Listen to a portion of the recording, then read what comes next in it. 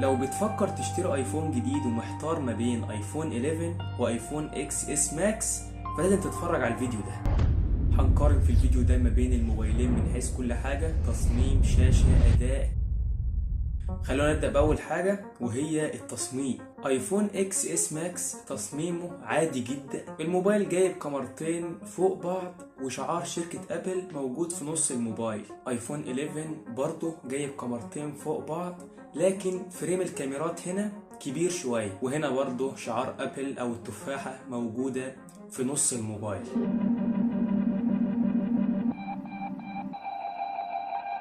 طبعا حتة التصميم دي أذواق، انت ممكن يكون عاجبك ايفون 11 وحد تاني ممكن يكون عاجبه ايفون اكس اس ماكس.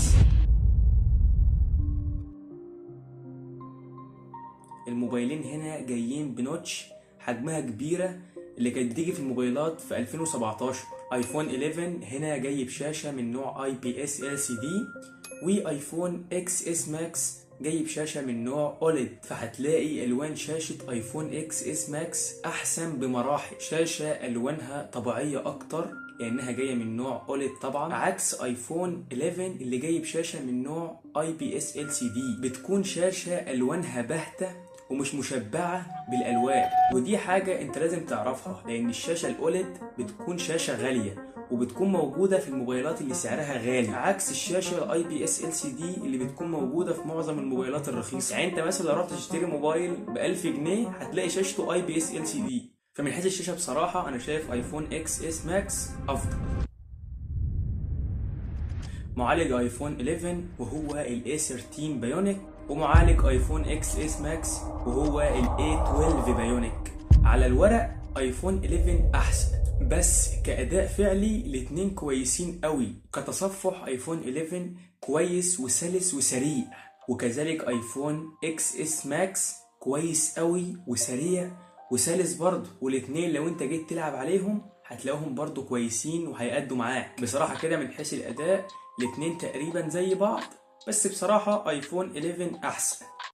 الموبايلين هنا كل واحد فيهم جايب كاميرتين، ودلوقتي أنا هعرض لكم صور طالعة من كاميرا الموبايلين وانتوا تحكموا مين أفضل.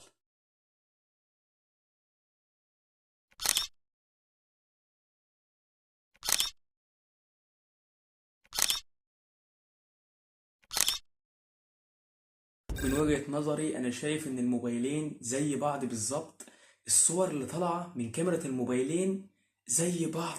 وانت برضو ممكن تقولي تحت في الكومنتات مين أحسن من حيث الكاميرا ما بين الموبايلين. ايفون 11 جايب بطارية بسعة 3110 ملي أمبير مع شاحن بقوة 18 واط. ايفون اكس اس ماكس جايب بطارية بسعة 3174 ملي امبير مع شاحن سريع 15 واط. بصراحة يعني كده بطارية الموبايلين اسوأ من بعض. من حيث الحماية فعندك هنا الموبايلين مفيش واحد فيهم جايب بصمة تحت الشاشة، ولا بصمة في الظهر، ولا بصمة في الجنب، الاتنين جايين ببصمة الوش. كتصميم ايفون اكس اس ماكس احسن، كشاشة الاكس اس ماكس احسن، كأداء ايفون 11 احسن، ككاميرا الاتنين زي بعض، كبطارية الاتنين زي بعض، كحماية الاتنين برضه زي بعض. بس انا من وجهة نظري شايف الافضل ما بين ايفون 11 وايفون اكس اس ماكس وهو ايفون اكس اس ماكس.